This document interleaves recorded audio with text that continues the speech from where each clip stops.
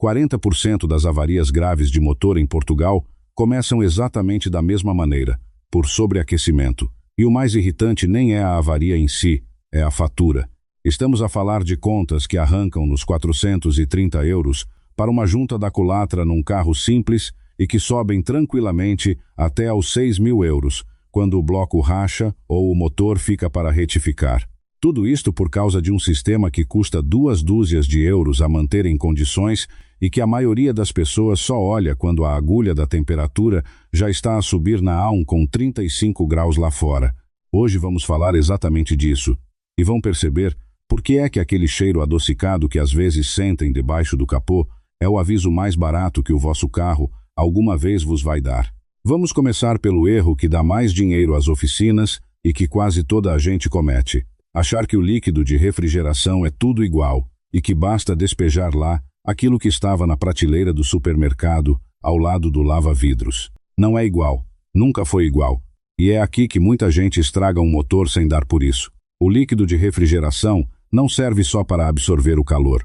Ele traz um pacote de aditivos anticorrosivos que protege as camisas, o radiador, as condutas de alumínio e as juntas. E ao mesmo tempo, por ser uma mistura de anticongelante e água, impede que aquilo congele numa manhã de janeiro na Serra da Estrela ou entre em ebulição numa subida com o carro carregado.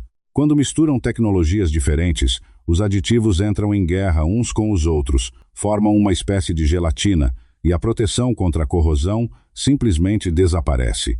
O perigo maior é a ferrugem a formar-se por dentro, onde ninguém vê, e o pior é que isso pode demorar quase 1 ano a dar sinal.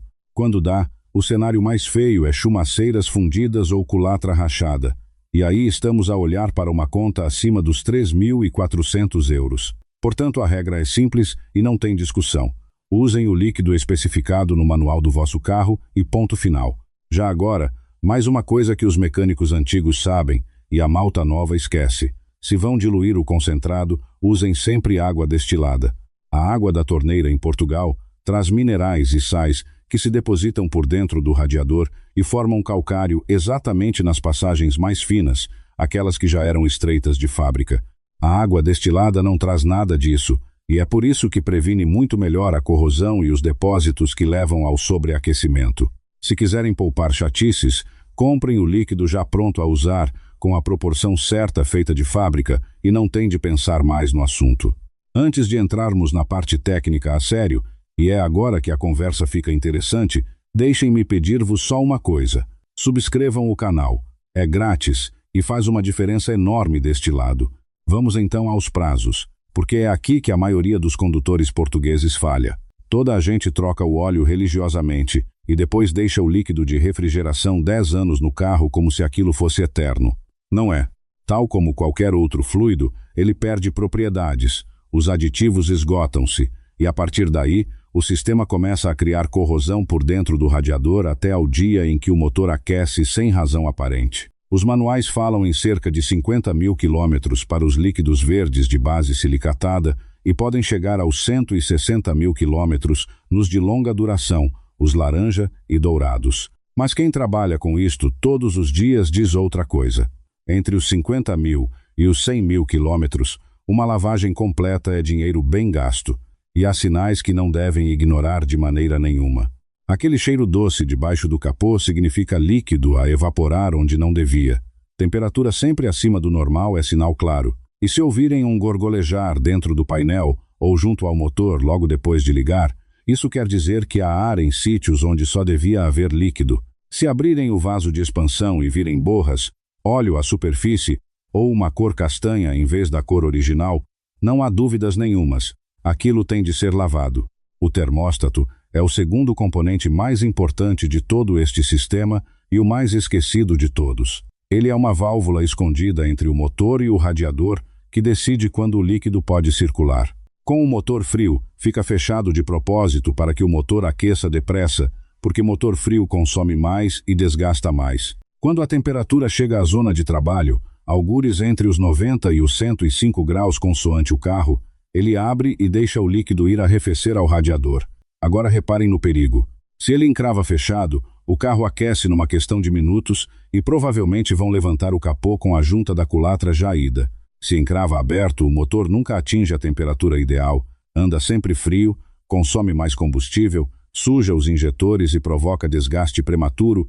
Um termóstato até dura bastante, mas o meu conselho de garagem é claro: aproveitem a lavagem do sistema para o substituir, ou façam-no de 4 em 4 ou 5 em 5 anos. Usem peça de qualidade de origem e atenção especial aos carros mais recentes com termóstatos elétricos ou geridos pela centralina, que são bem mais sensíveis e não gostam nada de peças baratas. Também há uma peça de 10 euros que muita gente trata como se fosse apenas uma tampa. Aquele que fecha o radiador ou o vaso de expansão não está ali só para o líquido não saltar. A função principal dele é manter o sistema pressurizado, e é a pressão que impede o líquido de ferver às temperaturas normais de funcionamento. Falamos tipicamente de valores entre 9 décimas e 1,2 bar, e nos carros mais modernos por vezes acima de 1,4 bar. Se a mola interna enfraquece, e enfraquece sempre com os anos, ou se a borracha racha e o vedante se solta, a pressão cai e o líquido começa a ferver muito mais cedo do que devia, mesmo com tudo o resto em bom estado. Antes de uma viagem longa, façam este gesto de 10 segundos. Com o motor frio, tirem a tampa e olhem para a borracha. Se estiver rachada, dura ou com a mola frouxa, troquem já, respeitando o valor de pressão indicado no manual. Uma tampa vencida chega a danificar o próprio radiador por dentro. E já que estamos com o capô aberto, olhem para os tubos. Este é o ponto onde muita gente chumba na IPO sem perceber por quê. Porque fuga de fluidos é deficiência registrada e o líquido de refrigeração conta. As mangueiras endurecem, ficam esponjosas ao toque e as abraçadeiras vão perdendo aperto com os ciclos de calor e frio. Apertem cada mangueira com a mão, com o motor frio e comparem. Uma mangueira saudável é firme, mas elástica. Uma mangueira no fim de vida, ou está dura como um pau, ou cede demasiado e fica marcada. Vejam também o vaso de expansão, sobretudo se o vosso carro já passou dos 10 anos. Aquele plástico fica quebradiço e racha quase sempre na costura ou à volta do encaixe da mangueira, com uma fissura tão fina que só deixa a marca branca seca à volta. Perde meio litro por mês sem nunca fazer uma poça no chão da garagem, e vocês só descobrem quando a luz de temperatura acende numa subida. Uma crosta branca ou uma mancha seca cor de laranja em cima do motor é uma fuga antiga a dizer que existe, mesmo que hoje não esteja a pingar. Depois, há a ventoinha, que ninguém verifica porque não faz parte do ritual de olhar para os níveis. Em andamento, o ar que entra pela grelha frontal arrefece o radiador sozinho. O problema é a cidade, os semáforos, aquela fila para entrar na ponte ao fim da tarde. Aí o carro está parado e o ar não entra. E é a ventoinha que tem de forçar a passagem.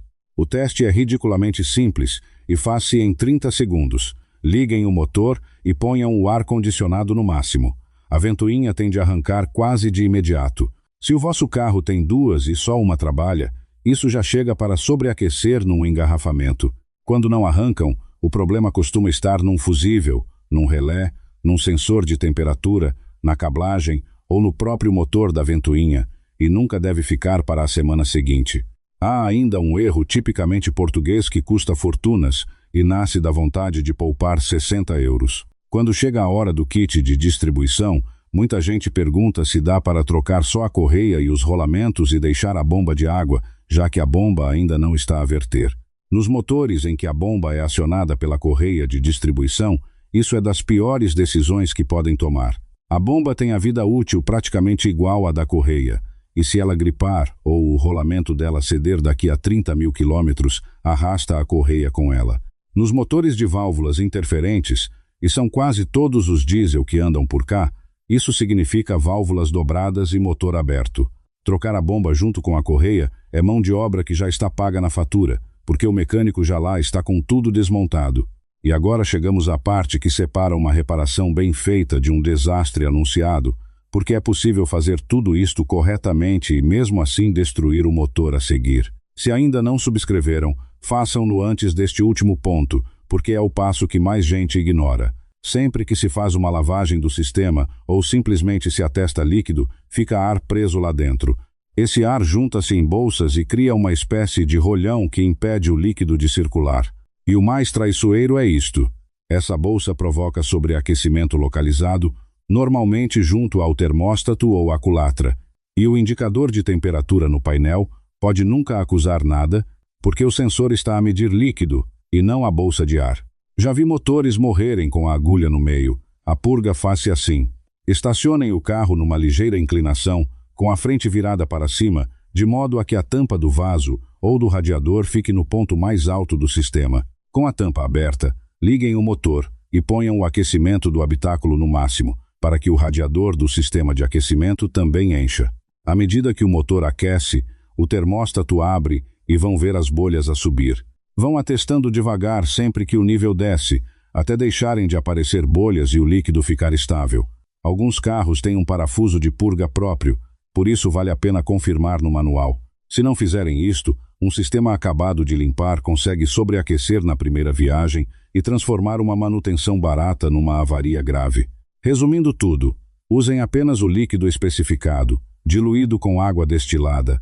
Lavem o sistema entre os 50.000 e os 100.000 quilômetros. Tratem o termóstato e a tampa como peças de desgaste e não como peças eternas. Apalpem mangueiras e olhem para o vaso de expansão à procura de crostas brancas. Testem a ventoinha com o ar-condicionado no máximo.